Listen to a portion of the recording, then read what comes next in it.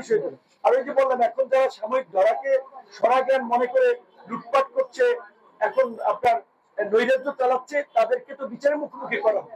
Video তথ্য প্রমাণ আমরা ধারণ করছি, কেউ পার পাবে না। সরকার গঠিত হলে interim government law and order ঠিক করে কাজ করবে এবং আমরা তাদেরকে সহযোগিতা করবো। সবাই বিচারের মুখোমুখি হবে। ধন্যবাদ। আমরা অন্য রাজনৈতিক দলের সাথে বসবে, আমাদের সাথে প্রথম দফা বসা হয়েছে, আরো তিনি বসতে চেয়েছেন।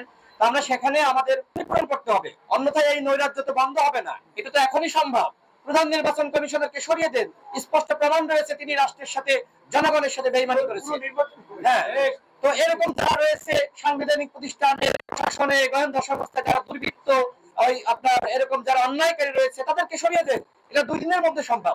সুতরাং আমরা আগামী 48 ঘন্টার মধ্যে আমরা যে প্রস্তাবনাগুলো ইতিমধ্যে গণমাধ্যমের সম্মুখে জাতির সামনে হাজির করেছি, সেটি আগামী 48 ঘন্টার মধ্যে বাস্তবায়ন করতে হবে।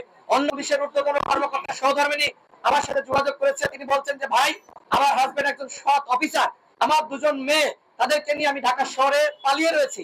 আমার হাজবেন্ড রাজশাহীতে কর্মকর্তা, সেও পালিয়ে রয়েছে। তো এরকম পুলিশের মধ্যে অসংখ্য ভালো মানুষ রয়েছে। সুতরাং আমরা সকল পুলিশকে আমরা কখনোই দোষী বলতে পারি না। সুতরাং এটি বন্ধ করতে হবে এবং একই সাথে সংখ্যালঘুদের নিরাপত্তা দেওয়ার জন্য গণ অধিকার পরিষদ অন্তত সংখ্যালঘুদের পাশে রয়েছে। আমরা তাদেরকে অভয় দিয়ে বলতে চাই, কোথাও যদি সংখ্যালঘুদের উপর হামলা হয়, মন্দিরে হামলা হয়, আপনারা ভিডিও ধারণ করবেন, সিসিটিভি ক্যামেরায় অবশ্যই। আমরা এই মুহূর্তে আমরা ঢাকা মেডিকেলে যাব এবং যারা আহত হয়েছে, আমরা সেই আহত তাদেরকে আমরা দেখতে যাব। কোন প্রশ্ন থাকলে আপনি করতে পারেন।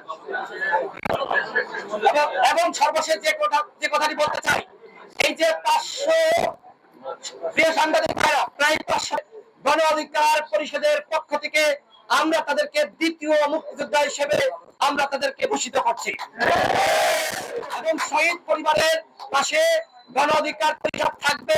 রাষ্ট্রীয়ভাবেও আমরা অবশ্যই, যেহেতু আমরা রাজনীতি করছি, একসাথে আন্দোলন করেছি, যে সরকারি আসুক না কেন, অবশ্যই সেই সরকারে গণ অধিকার পরিষদ থাকবে।